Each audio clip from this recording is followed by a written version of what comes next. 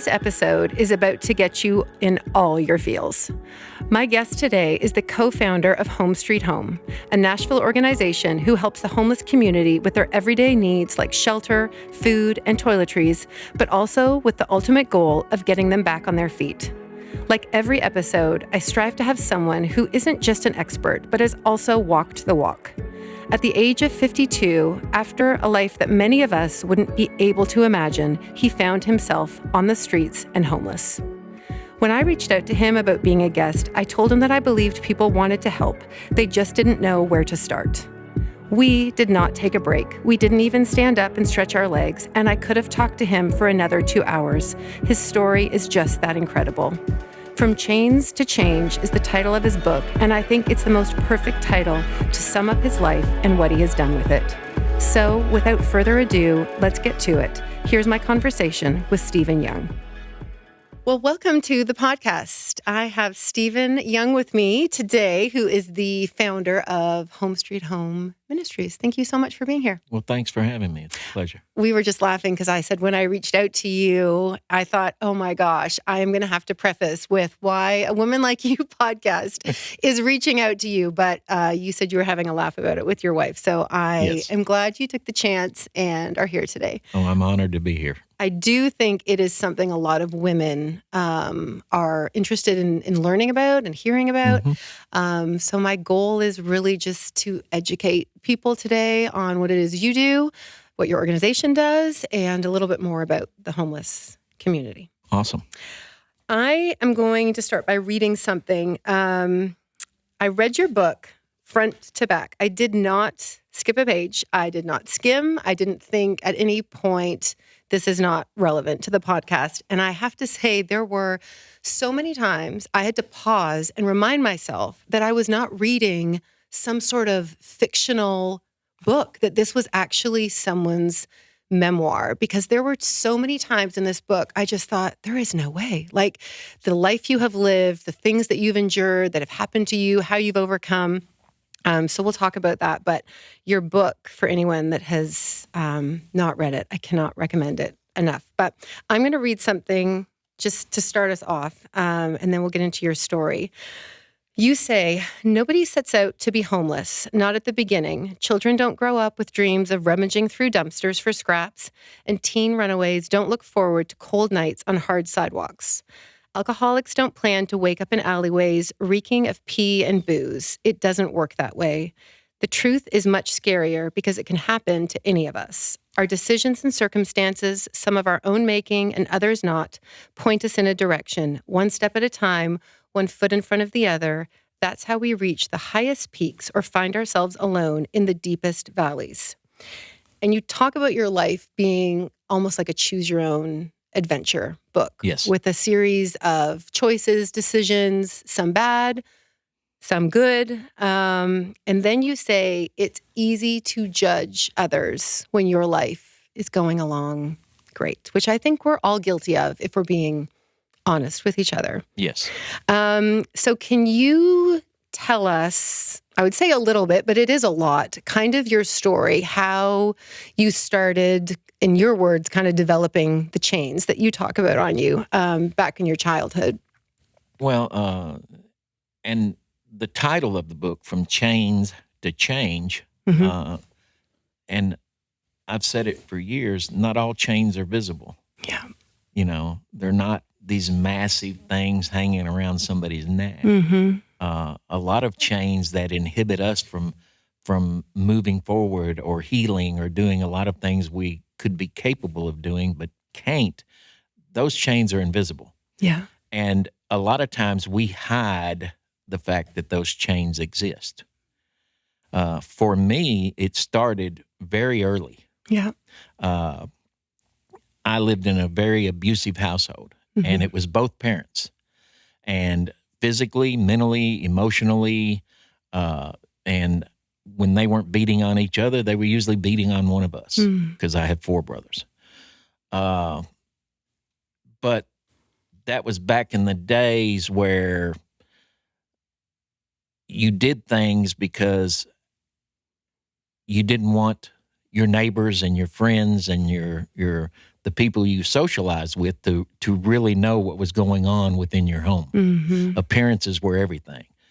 So we were at church every time the church door opened. Yeah, you said it was you loved going to church. I loved it was your going safe to church space versus because home. it was my safe space, because I knew for that 2 hours I wasn't going to get beat on. I wasn't going to be screamed at. I wasn't going to be told I was stupid and worthless and the things that I endured almost on a daily basis at home.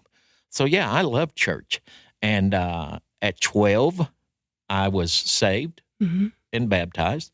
And a few months later, I went to my first ever summer church camp, and I was thrilled about that because now I was going to be gone for a week. Mm. And, and I would be able to go to sleep and not do so in fear. Yeah.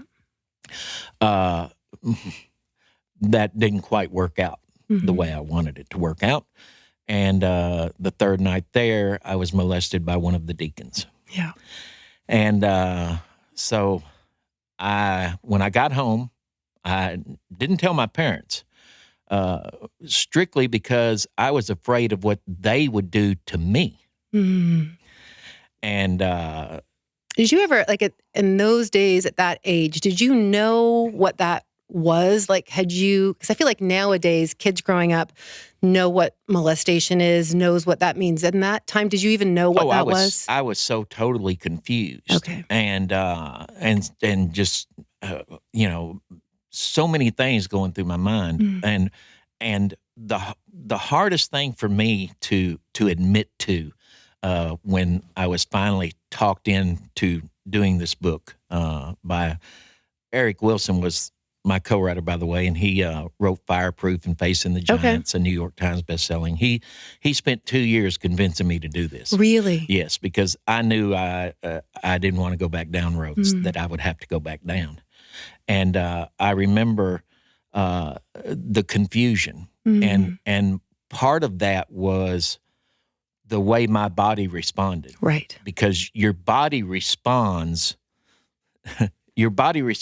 has nothing to do with what's going on in your head. Right. It's completely separate. Mm-hmm. And so because it responded in the way it did, I had all these questions running through my head like, am I gay? What's wrong with me? Because my body was reacting to physical stimulation.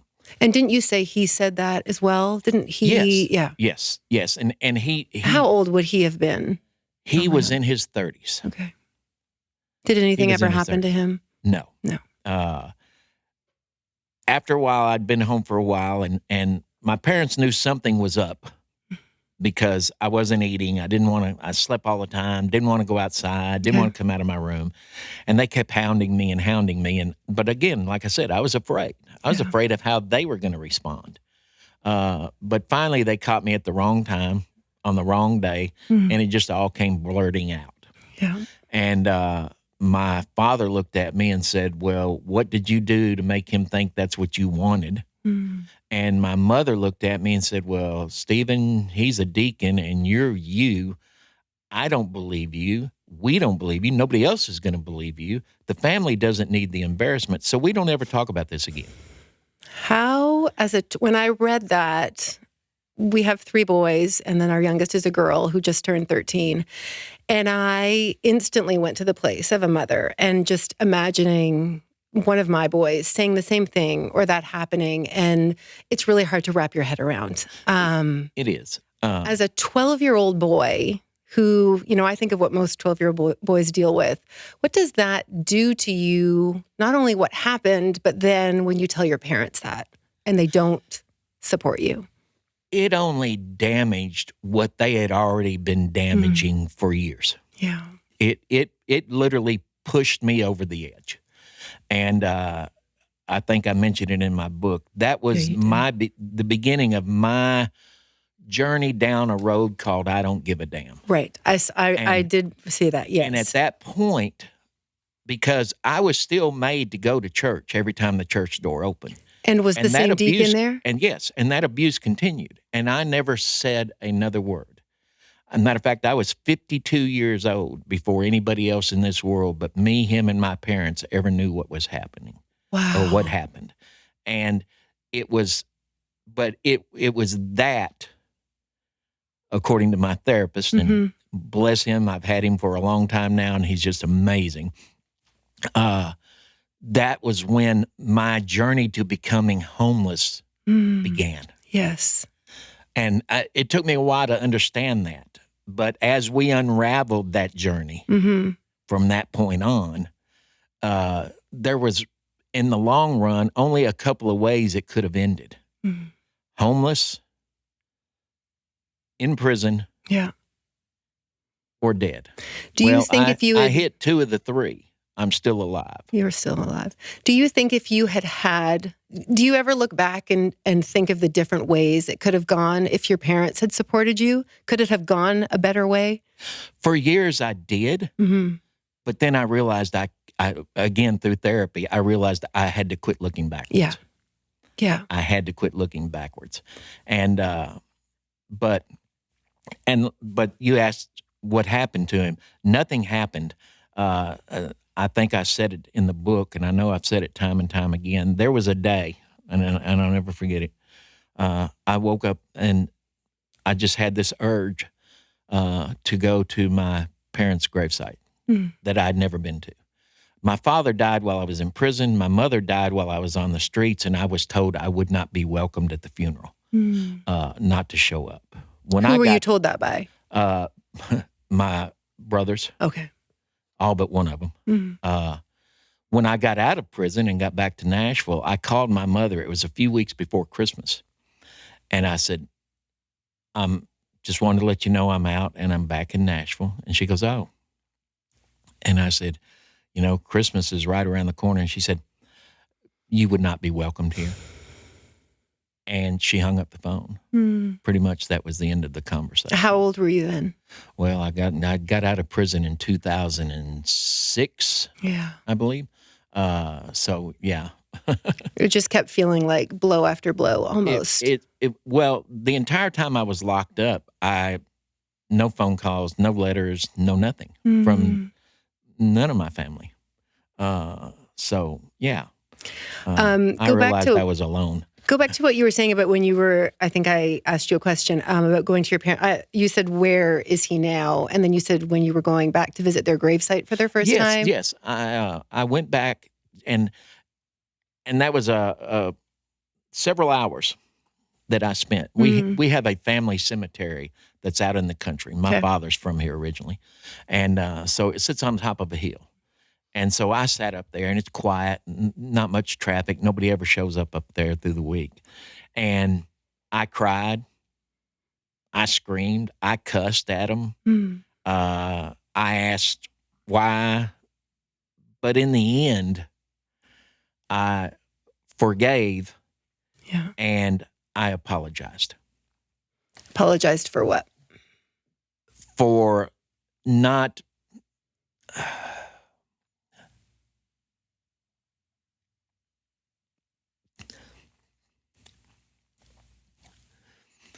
for not being enough for them, not being the son that they would have not done what they did. Yeah. To me. Did your siblings have the same feeling that they weren't enough, or just you? No, it was pretty much across the board. It was across the board. The minute we turned 18, we all got out of the house. Have you learned since that time that you were enough? Have you learned that it had nothing to do with you? No, because we weren't. I'll never forget, I asked my mother one time, I said, why did y'all have kids? Yeah. Why'd y'all have children? Right. Because it's obvious, What'd she say? I guess I was hoping that she would say, what are you talking about? Right. We love you. We want it. No, here's what she said. Well, back when your dad and I got married, that's just what you did. You had kids. My father was 83 years old before I ever heard I love you come out of his mouth. But he said it. He said it. It was kind of funny with my parents. The older my father got, I think the realization of what kind of father he was started to appear. Yeah. And he made somewhat of an effort. My mother, She just got worse. Right. So did you feel at peace with your dad when he died? I didn't feel at peace with either one of them until that day at the cemetery. Mm.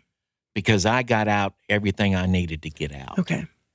And, but it didn't stop just there. Yeah. And we go back to what happened to him. I left there, and as I'm leaving there, I'm thinking I'm headed home. It's been a draining day. Mm-hmm. And then God's in my head going, you got one more stop to make. Wow. You've got one more stop to make. I never lost track of him. I was going to just ask you that. Did you know where he was? I kept up with him the whole time. Wow. And but you'd never told anybody else? Nope. Well, I was 52. Okay. Wow. When I was 52, I told Mike, and you read about Mike in the book. We'll get to him. Mike Dotson. Yeah. But I knew when he passed away, and I knew where he was buried. Okay. And so here's God. You got one more stop. Wow. And so I went there. And kind of like with my parents. Yeah. I screamed, I hollered, I cussed, but in the end, I forgave. Yeah. And I also asked for forgiveness. For what? For allowing my parents to shut me up. Mm. Yeah. Because if I'd have said, I'm still going to tell somebody, maybe he could have been stopped or gotten help or whatever. But I knew because I didn't, I wasn't the last one. Yeah. Yeah. And so I had to let go. I had to break that chain. Yeah. Just like I had to break the chains that my parents put around Yeah. me. You write in your book, you said, I'm telling you now, no child, hell, no adult should have to carry such a secret alone. It was a chain looped around my neck, and at the tender age, it set me on a course that would affect the rest of my life. Each day was an act of endurance. Each smile was an attempt to hide my pain. For the next 45 years, I dragged this weight through workplaces and relationships, hurting those around me while simply trying to survive. Yes. And those are the chains, I think, that you are talking about. Yes. And skipping ahead a little bit to not maybe yourself, but people who are on the streets and are homeless. Mm-hmm. You and I were just discussing it's so easy to either look at them and think they did something to deserve being in the situation that they are. They made a bad decision. They just don't want to work. But as you say, that was your kind of first step to being homeless when you look back, all of those. Yes. And I agree with made bad decisions. Yeah. Okay. Yeah. We all make bad decisions. It doesn't necessarily put all of us on the street. Right. I was an addict, not drugs, not alcohol, but gambling. Yeah. And I tell people now that is the most insidious addiction there is. Why? Because you can't tell. You can tell if I'm an alcoholic. Yeah. You can tell if I'm a drug addict. Yeah. You can't tell if I've got a gambling problem. And here's another thing. When you tell people, a lot of people, the majority of people, well, I may have a gambling. Oh, it's, it's fine. You can kick it. Yeah. No. People don't understand. Gambling, if you're addicted to it, isn't about money. It's not about winning. It's not about losing. It's about playing. It's the drug. Like the thrill? The actual playing of the cards or the slot machines, the actual gambling. That is the addicting part. So it's not that you're trying to win millions of dollars. No, it doesn't matter. I've gone into casinos, and within 2 hours, I would be $8,000 to $10,000 up. Okay. In 2 hours, I'd win that much. I'd leave 12 hours later, flat broke, gave them all that back, and the $5,000 I took with me. Wow. Because it was about the game. Right. So after you get out of high school, you talk a lot about, you had some opportunities with some great jobs where you were doing well. You got married. You want to talk about kind of, I guess, like maybe after high school, what kind of propelled you to that age of 52 where we find you on the streets? the first thing was I had built a persona to protect myself. Of being A fun guy, okay. you know. I didn't go to my ninth grade freshman dance. I didn't go to my high school prom because I would have tripped over myself and fallen flat on my face. But I learned how to dance because I was in nightclubs almost, even though I didn't drink. Yeah. I mean, I am now 67 years of age. I've never been drunk. I've never been high. Oh. But what I was doing was putting myself in a place of being able to be someone I really wasn't, but they didn't know that. And I was suddenly getting positive attention. And I would become very successful over and over and over again, but it would always implode. What kind of jobs was it that you were doing? You talk about DJing and the radio station. I started my dream from early on was to be on the radio. Yeah. To be a disc jockey. They now call them air personalities. Right. And still have a lot of friends in that business locally. But that was my dream job. And I'll never forget, I went to school for it and got my first job. And my parents would never listen. Because they just didn't think it was a respectable job? No, here's what I heard. You need to get a real job. Right. You're really not all that. Quit trying to make something of yourself that you're not. Why don't you just accept who you are? Those type of things. I'll never forget when I got in the car business, and I was a very good car salesman. And this is where everybody cracks their jokes about car salesmen. I'm not going to crack a joke about a car salesman. But my first year in the business, I didn't start until May. Okay. And I ended up salesman of the year, and I was going up against salesmen that had been in the business a long time. I called my mother, and it was awesome because Tom Bannon, who's no longer with us and was a dear, dear friend of mine for years, even after I quit selling cars, he paid $10,000 for salesman of the year. Oh. So I got salesman of the year that first year, and I was proud of myself. And I called my mother, and I told her, I said, "Hey, Mom, guess what?" And she said, "What?" And I said, "I got salesman of the year." And I said, and it came with a $10,000 bonus. Well, don't think you're all that. Just go back in tomorrow and realize that, you just need to do your job, and you don't need to be bragging about it. You don't need. I said, "Mother, I wasn't calling to brag." Yeah. I guess in, my silliness, I was hoping you'd be proud of me. And I just hung up the phone. And it's crazy how it's like, even though your mother was someone who had never really given you validation, even into adulthood, you kept reaching out thinking maybe, you still search for it. Maybe this time they'll be proud of me. Yeah. Yeah. It's like that inner child just constantly seeking. I have literally in my life made over $1 million. Oh. Probably over $2 million. Yeah. But when success when I really got to a very successful level, everything started falling apart. So was that during the car salesman? That was everything. Okay. That was whatever I did. Whenever I took it to a certain level of success, whenever I got to that mountaintop, everything imploded. And I never could figure out why until, again, therapy. And he made me realize I did it to myself.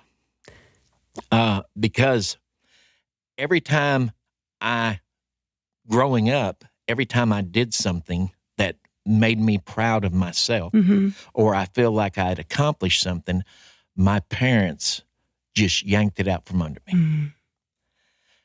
And so it was easier for me, once realizing, oh, wait a minute, I'm at that point, it was easier for me to destroy it than to have it destroyed.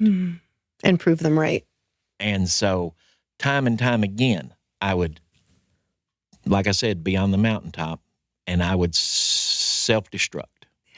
And you're open about, you were married four times? 4 times. I'm on my 5th. Would that, to your first wife? Yes. Which is the most amazing part of this story. When I read that, I was like, wait, I'm reading this wrong. Wait, what? I had to go back. And I was like, this is amazing. But Did you carry that into your marriages too? That Yes. idea of, Yes. this is too good to be true? Yes. I gotta mess it up. Yes. Was it always you that messed it up? Part of it was that, but part of it was my first wife. Right. She was 19. I was 23. So when we your got first married. marriage was 23. I was 23. And what were you doing at the time? DJ? At the time when we met, yes, I was Okay. in the nightclub business, Okay. DJing. When we got married, I did away with that and went to work for Frito-Lay. Okay. One of those guys you see in Kroger's driving a little Frito-Lay Okay. truck. Yeah, that was me. Okay. Which was a good living. But we met. She met me where I was DJing in a nightclub out in Goodlettsville area. And she was something else. I'd never, of course, I was still relatively young, but I'd never felt that way about anybody instantly. But I was hesitant because I'd already been arrested. My first arrest for a felony had happened. And what was that for? Burglary. Right.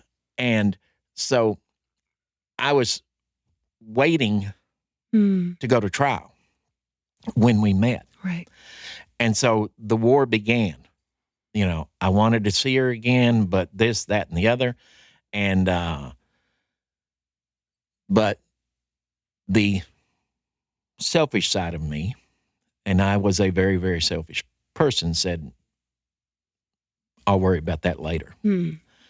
So. Because you were worried you would lose her if she knew? Yeah. Yeah. Yeah. And,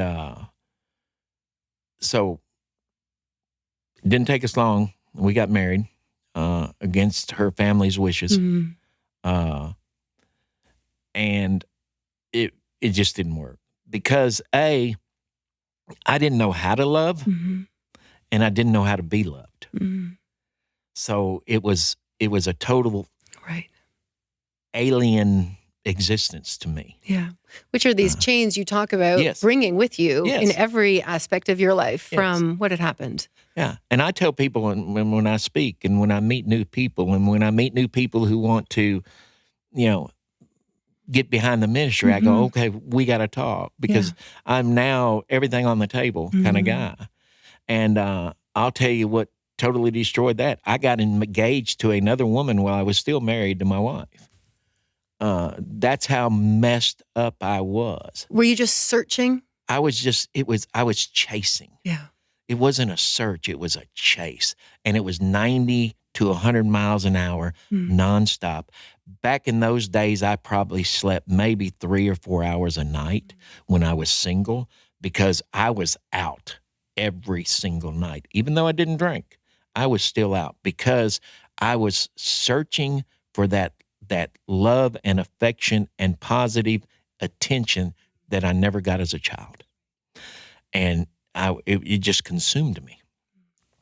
So we got divorced, and that was it. When we got divorced, there was no further contact. And I went through several other marriages, 3 to be exact, until May 20th, 5 years ago, and on my birthday, that's my birthday. Oh, wow. I'm sitting on Facebook thanking everybody for their, well wishes, and the messenger window pops open, and it's Andy. Wow. After 40 years. Oh, my God. What did she say? Well, it was funny. When we hadn't seen or talked to each other, and we'd been in Nashville the whole time, but we never crossed paths. She said, I want you to know, first of all, I don't expect you to respond to this. You don't have to if you don't want to. I am glad to see that, A, you're still alive, because there were several people that thought I would never make it to where I am today. Yeah. But I am so sorry to hear what you went through. I wish you would have felt you could have confided in me. Yeah. She said, but I understand. And she says it explains a lot. I bet. And she says, again, you don't have to respond, but I just thought you needed to hear that I forgave you a long time ago. And sorry. It's all right. I love a good love story. And it has a happy ending. Yes. She said, you were then and you still are the one true love of my life. Mm. So you responded. I did respond very cautiously. Yeah, you're like, oh gosh, Yes. don't mess up. Don't Yeah. mess up. Well, and I hadn't been off the streets very long. Oh, okay. And so there was still that wall Mm. that nobody but Mike got on the other side of. Okay. And we'll talk about him in a minute, I guess. But so I was very cautious. But the very next morning, I called Mike. And I said, Mike, I said, you'll never guess who I heard from last night. And he said, April. And he started ticking off my ex-wives. And I said, no. And he went to the next one. I said, no. And then he said, wait a minute. That only leaves one. Yeah. He said, Andy? And I said, ding, ding, ding. You win. Yeah. Pick one off the top up there, buddy. And he said, my gosh, Stephen, he said, that's been 40 years. I said, I know. And he said, so how do you feel about that? And I said, I don't know. Mm. He said, well, what do you want to do? I said, I don't know. And he said, well, here's the great part. Because I responded. I said, I apologized again for what I put her through, and I thanked her for her forgiveness. And this is Mike, if I could recreate him, we could end the homeless situation in the country, if not the world. And he knew nothing about homelessness when God led him to my corner. But he said, here's the great thing, Stephen. This is where you are now. Mm. He said, you did the right thing. You apologized again, and you thanked her for her forgiveness. So it's no longer what you need to do or what you're supposed to do or what you should do. It's all about what you want to do. But it was that was great for me to know that. And so we continued to chat through Messenger. Mm-hmm. And again, very cautious. Yeah. Because I had 5 years on the streets, I didn't trust anybody but mine. Nobody. Not even her. Nobody. Yeah. And so that Friday afternoon, she sent me a message and she said, I think I'm ready for a phone call. And I said, here's my number. Because I wasn't making the first move at all on nothing. Yeah. So she called around 6 o'clock Friday night and 7:30 Saturday morning, we hung up the phone. Wow. And it wasn't like you had were 40 years of catching up today. Yeah. And it wasn't like when you were in high school with your first couple of girlfriends or boyfriends where you sat there and you didn't say nothing, but you didn't hang up the phone either. Yeah. You know? No, we were both hoarse. Wow.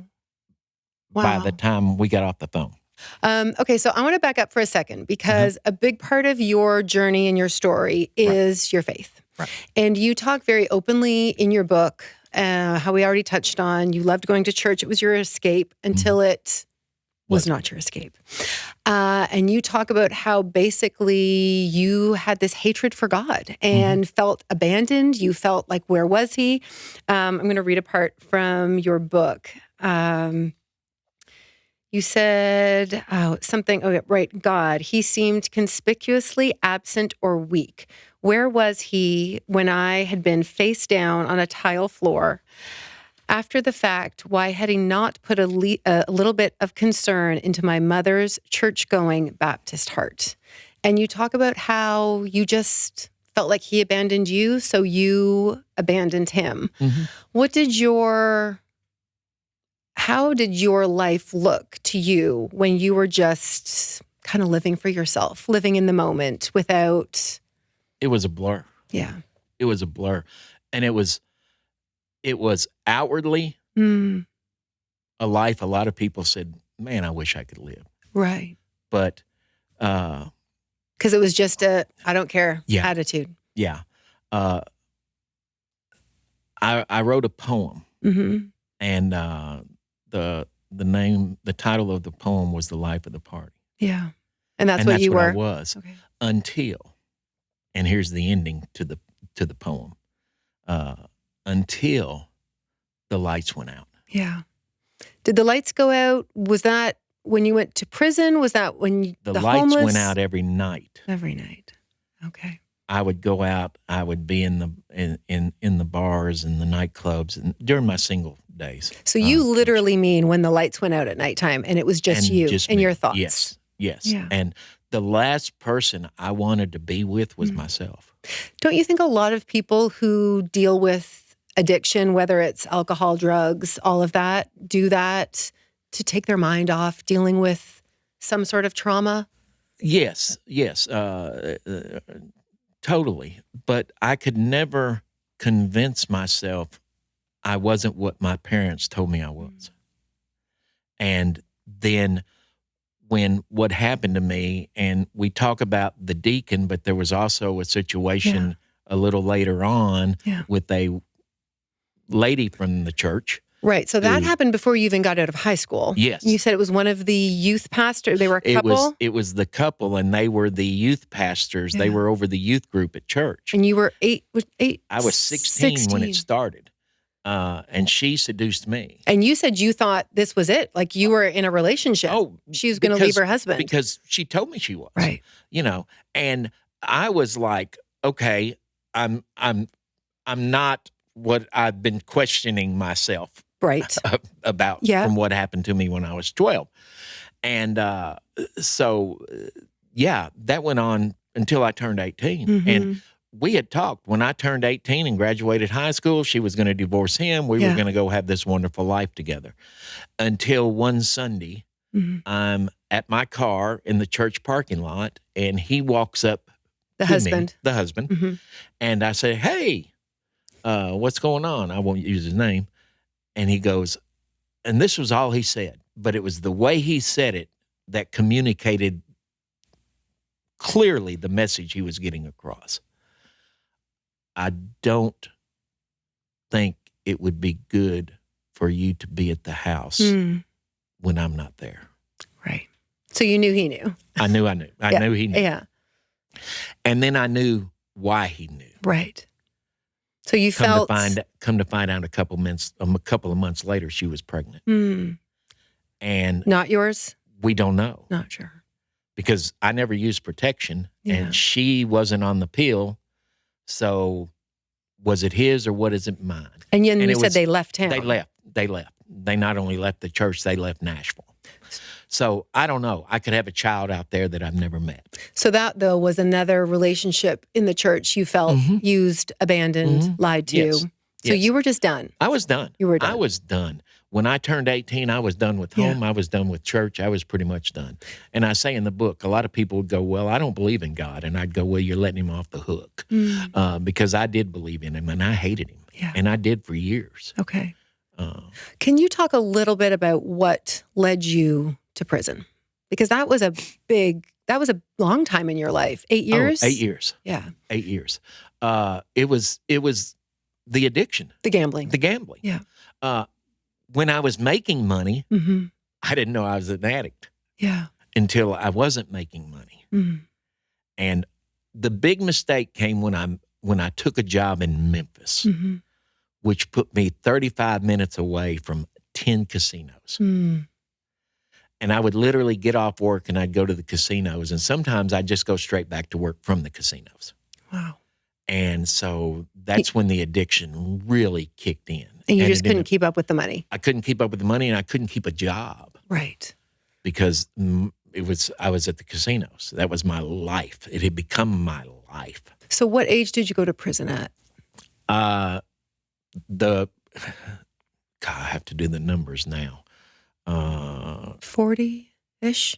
40-ish, yes. Yeah. I got out in 2006, and I'd done 8 years. Okay. So if we back up, that's going to be 98 when I went in. So that would have, I was 56. So, yeah. How does going to prison for 8 years change? At your age, it wasn't like you were 16, 17. No, you had lived a life. Kid.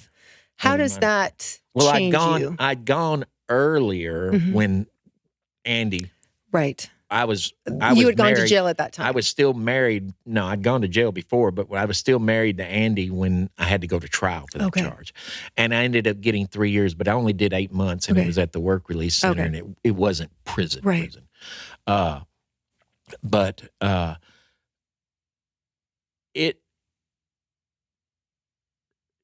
did a number. Yeah. Obviously. And I witnessed.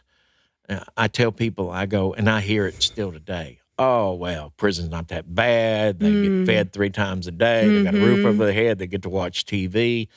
I personally witnessed in 8 years, 12 people get killed. And in some of the most gruesome ways you can think of. I mean, I actually saw it. Wow. I didn't hear about it. I witnessed it.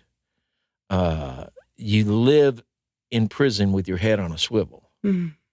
You sleep with one eye open because you are never safe. Yeah.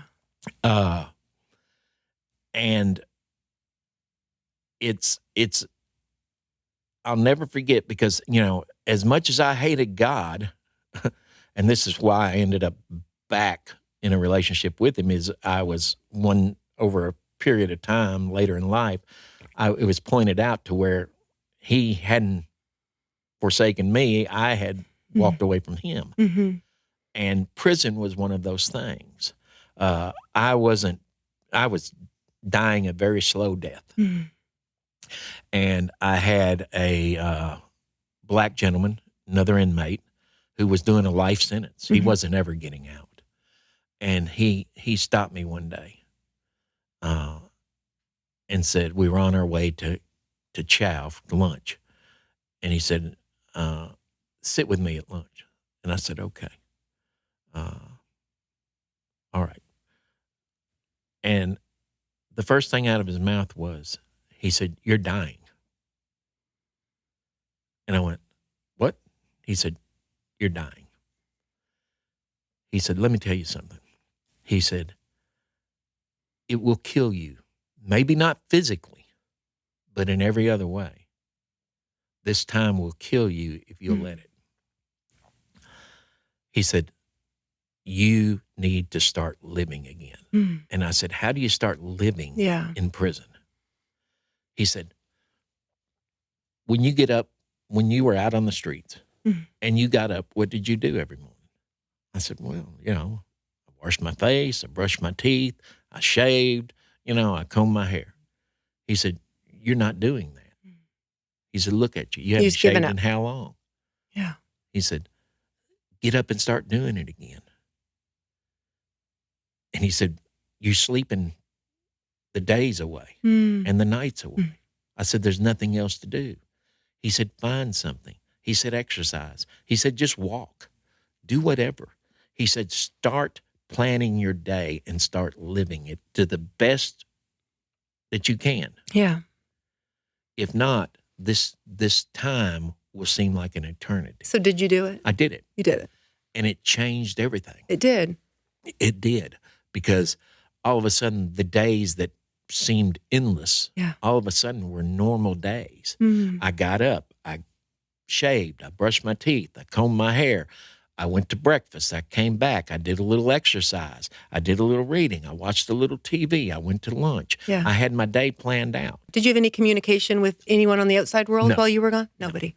No. Not one. Did you try? Tried. My mother...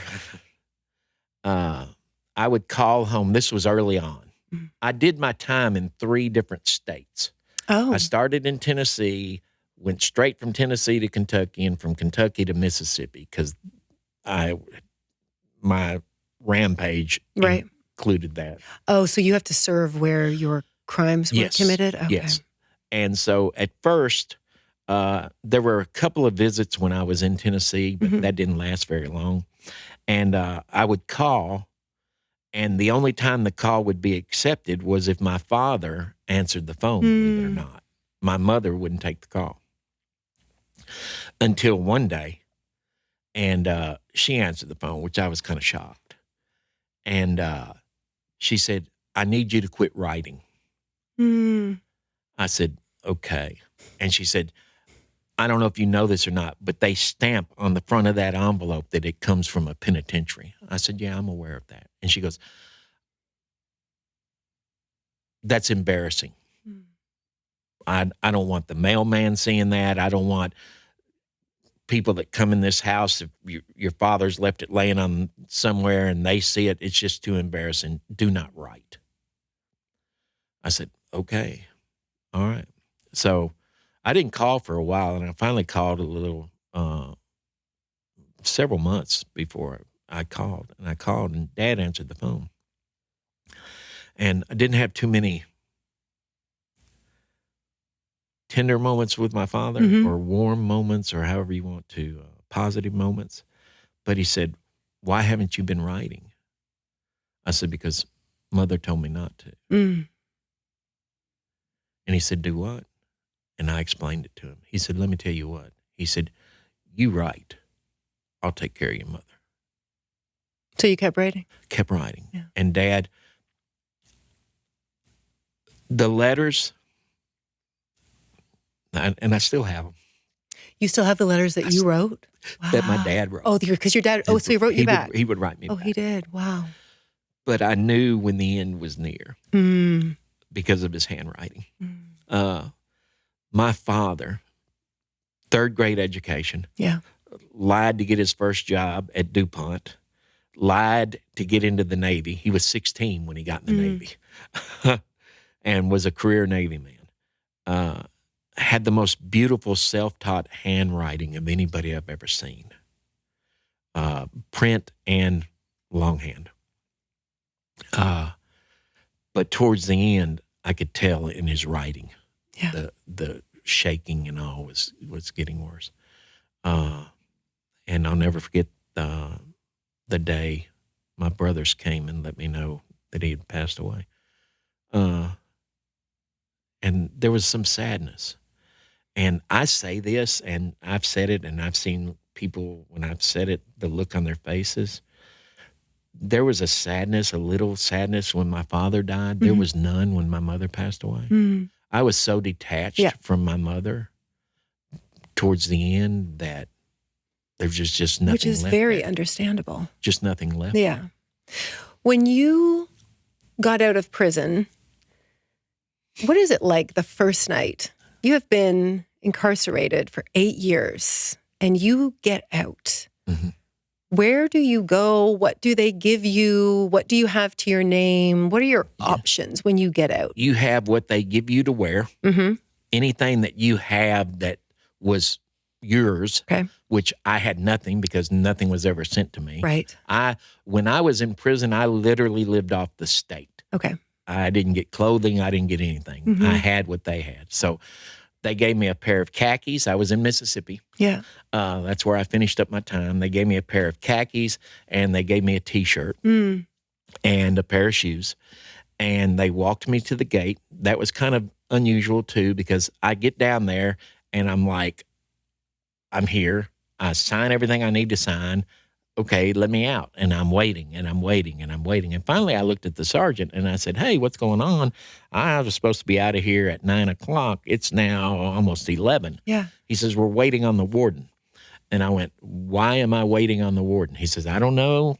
The warden just called and said, do not let you leave until he gets down here. And I said, all right. So he came down there, finally. And he said, come on, let's go. And he walks me out. He walks me all the way to the gate. And he turns around. He says, I guess you're wondering why I walked you out here. I said, kind of. I said, but I don't know. Maybe you may do it. He said, no. He said, I've been doing this 36 years. You're the first inmate I've ever walked out the gate. Why was that? Okay. He said, I'm going to tell you something. He said, I know your situation at home. He said, you've done your time. And he said, I will be the first to tell anybody. You did it in a way that you impressed me. He said, you may not ever hear this from anybody else again the rest of your life, but I am proud of you. Oh. I am proud of how you've handled this. How did that feel? It felt good. Yeah. Because that was the first man that had ever told me that. Yeah. In a way that I believed it. Yeah. Tom Bannon, a close second. Yeah. But Tom didn't know what the warden knew. Right. And so I said, well, thank you. He said, now, that being said, he said, I'm going to tell you something right now. He said, you don't ever want to end up back down here. Yeah. He said, because I can look in there, and he said, I can tell you why 99.9% of these guys are in prison. Mm-hmm. And I can, if I really wanted to, I could kind of excuse it. He said, you have no excuse. He said, I know your childhood. I know what you've been through. He said, but you are not prison material. Wow. He said, so here's what I'm going to tell you. You're welcome to come back to Mississippi, give me a call, we'll go have lunch, I'll pick up the check. He said, you ever end up in my prison, I'll make you the most miserable human being that's walking the face of the earth because you have no excuse. Yeah. He said, so when you leave here, he said, you've done your time. You've paid the price. You don't owe anybody anything. Right. He said, so you keep that head held up high. Yeah.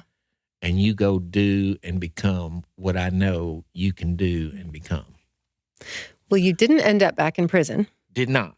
But you did end up homeless. I did. At the age of 52. I made a promise. I made a promise to myself when I was in prison that I'll never forget when I was in Kentucky. And I was working in the kitchen there.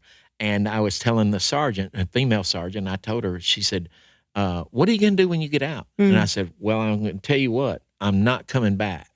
I said, I will live, kind of predicted. I said, I will live up under a bridge before I'll ever come back to prison.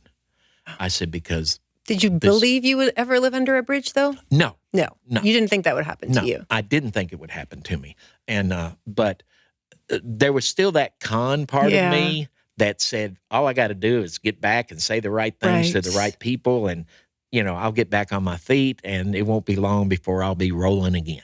So when someone becomes homeless, mainly you, because we're discussing your story, is it really just you run out of options of people to stay with at this point? Well, like I said, I got back to Nashville. I called my mother and I told you how that went. Yeah. So I'm sitting there going like, okay, now what? Yeah. So I wrote about a man in the book when I was a particular part of my life in a particular business that we won't get into here. And they have to read the book if they want to hear the story. Yes. And I had no one else to turn to. Yeah. So I called him. And he gave me a roof over my head, so to speak, but it was a warehouse. Right. And so technically that became my time on the streets. And then for a little while. And then I called an old friend of mine. She and I were like best friends. Her father and my father were in the Navy together. And so I told her, I said, I need a place to stay. I'm trying to get back on my feet. And she said, sure, come on. And so then that didn't work out. She got into a relationship. Okay.